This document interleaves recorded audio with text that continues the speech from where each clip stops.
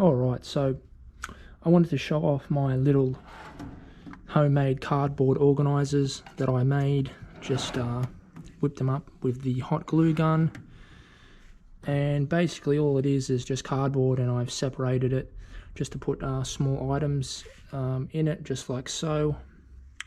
And I liked the idea so much that I even went and made a fourth one just for electronic components. So I hope everyone likes the video. It just keeps everything super nice and organized, and you can make it to your specs for your toolbox. So don't forget to like, comment and subscribe.